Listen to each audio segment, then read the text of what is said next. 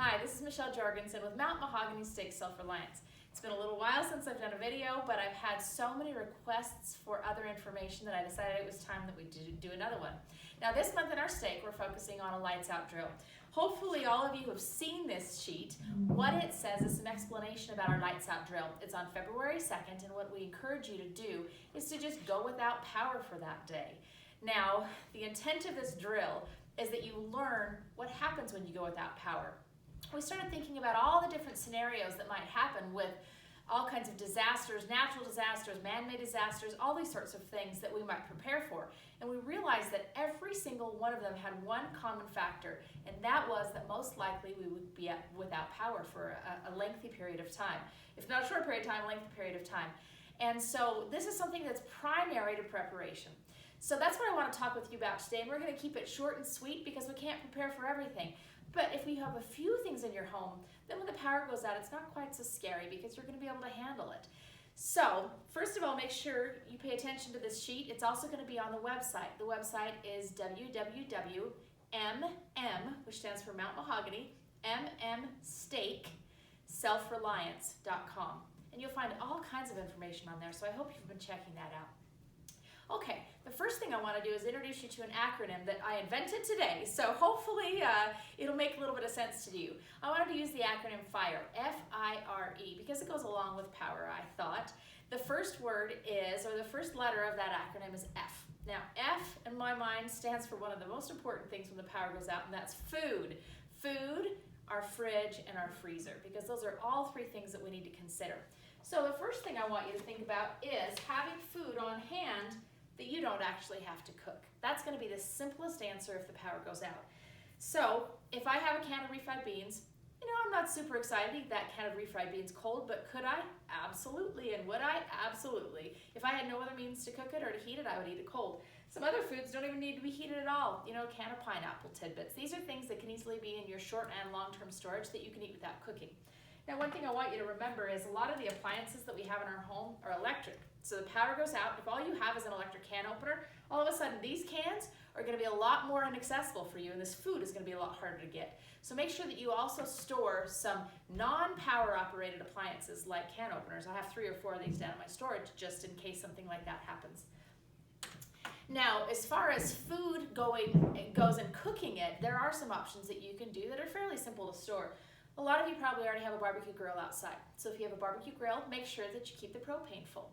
If you even have a place on the ground that you could start a few briquettes, you can start some briquettes and you could cook that way.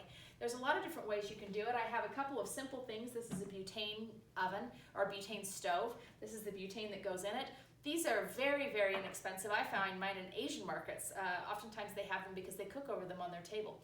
So this is a very easy $20 option that you can have at home in case you need to cook something at short notice or if you don't have power. This is a sun oven.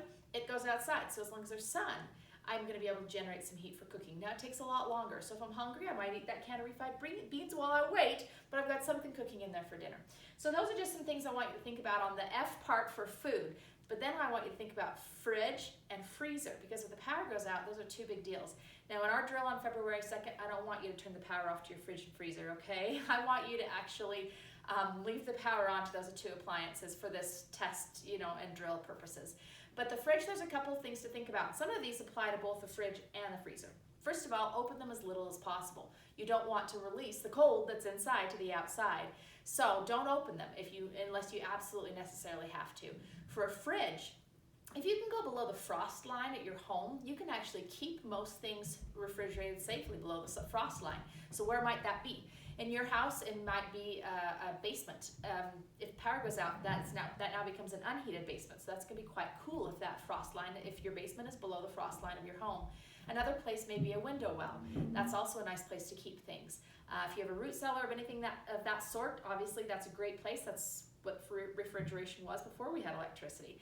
So all those places are things to keep in mind when you need a place to keep something cool. Now when it comes to your freezer, it's a little different situation. One good idea is to put everything very close together. So group it all in, bunch it all in, stick it all in the same freezer if possible, because the mass of that frozen food is going to keep itself frozen for longer. Don't open that door as often as you can. And if it's a prolonged power outage, the first thing you need to be thinking about is how can I use that up very quickly. So it may be that you have a neighborhood party and that you cook up all your ground beef that you have in there or whatever it might be, because one key thing is to make sure you're safe. If that food gets defrosted and it stays at a temperature above refrigerated temperature for too long, you're going to have some food that's going to make you ill, and that's the last thing you need in an emergency situation. So make sure you stay safe. Okay, that's the F. The I is going to stand for insulation. Now this might be an interesting thought that I'm not talking about heating, I'm actually talking about insulation. And the reason is because I don't think a lot of us probably have alternate heat sources in our home. Right now it's January, our drill's going to be in February, and it's cold outside. It was about 48 degrees actually today when I was coming home.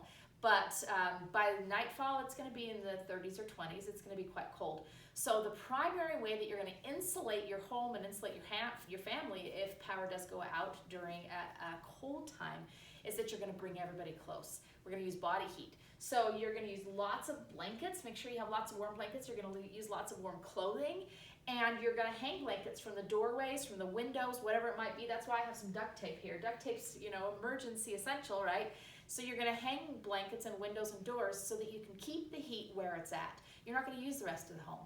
That's a real big thing that we in our big homes forget about, is that it costs a lot and uses a lot of electricity to heat or cool our big home. So if it's hot, we're going to stay in a little tiny room. If it's cool, we're going to do the same. Now one trick, if it is hot outside and we need to stay cool, is that you can hang a sheet in the doorway, in an open doorway, and wet that sheet. So you hang a wet sheet. As the water passes through that wet sheet, it actually cools the room that you're in. Again, you're going to stay in a really tiny spot. When you think about pioneers and how they had one-room cabins, I don't think it was necessarily just because they couldn't afford more than one room. I think that it helped keep them warm and cold as well. So that's the important part about insulation. Now, if you have a wood-burning fireplace, fabulous. If you have another heat source like a kerosene heater, which I do have, but it's very smelly, I don't know that I'm going to pull that out if it's just a day without power around here. But it's probably a good idea to think about. Do you have something else? Okay, the R in fire stands for recreation. Now, what a weird word to think about if power goes out, right? But I want to expand that just a little bit. The first thing is onto your cell phone.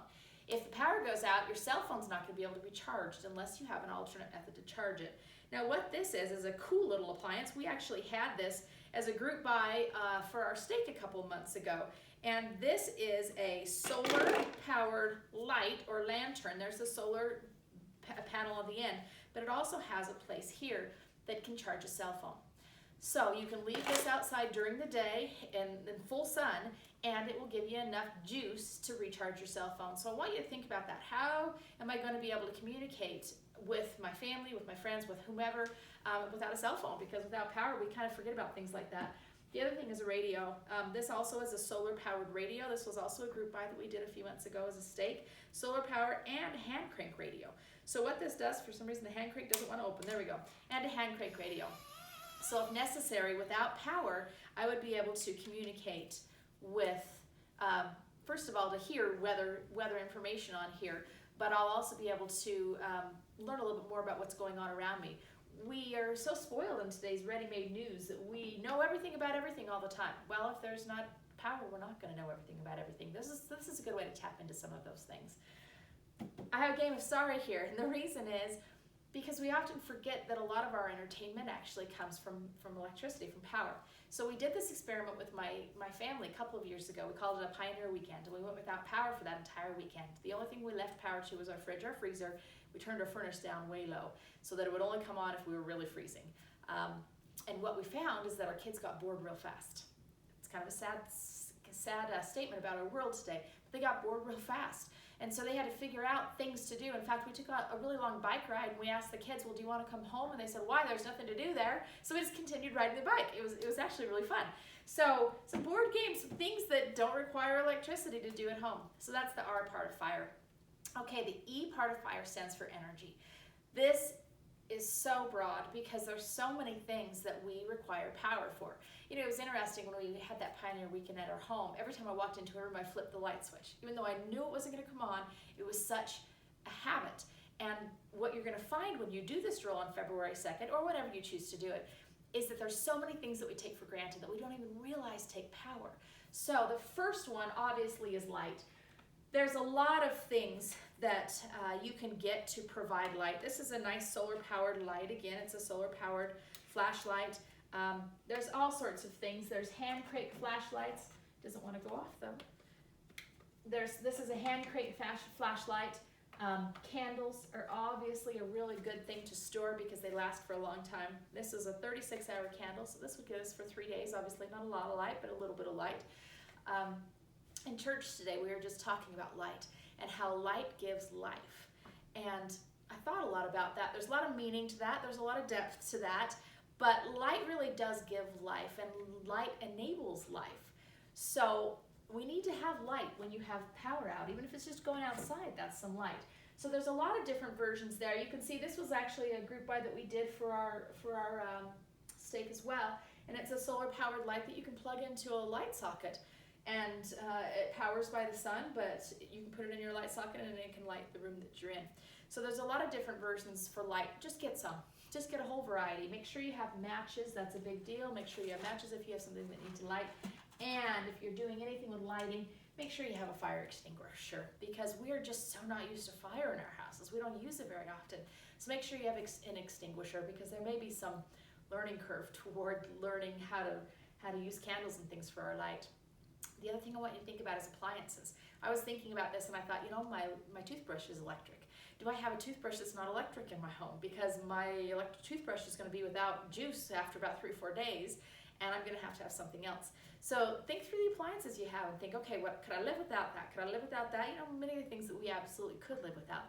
But which things would be really hard to live without, and do we have a manual version of that? So like I said, when we did the Pioneer Weekend for our family, we learned a lot. And that's the key of this drill, is that you learn a lot. By going through the experience, it just prepares yourself so that if you do have that situation come up in real life, you've already been there. You've already done it, and you've done it at a much less stressful time because you're doing it as a drill. You're just practicing. And actually, it's kind of fun. So I really encourage you to do this on February 2nd. My kids look forward to it, and they actually ask us to do it because it just makes you think a little differently about things. So February 2nd, 2019, that's the year we're in right now, or anytime. Please just take a day, take a weekend, turn off all your power, leave your fridge, freezer, and your furnace down low, turn off your power and just see what you learn about that. I think you'll be surprised, and hopefully it'll give you some heads up on how to prepare for some of these things. A lot of things are just sitting in your home. You just need to be used to using them. So thank you so much for listening today. Again, the website is mmstake, that's steak, S-T-A-K-E, mmstakeselfreliance.com. We are from the Church of Jesus Christ of Latter-day Saints. You may have heard of it as the Mormons. And we're very excited to share these things with whomever may be watching. I'm finding out that there's a lot of people watching even outside of my stake. And welcome. I'm so excited that you are. And please share in comments. Let's share and help teach each other. Thank you very much.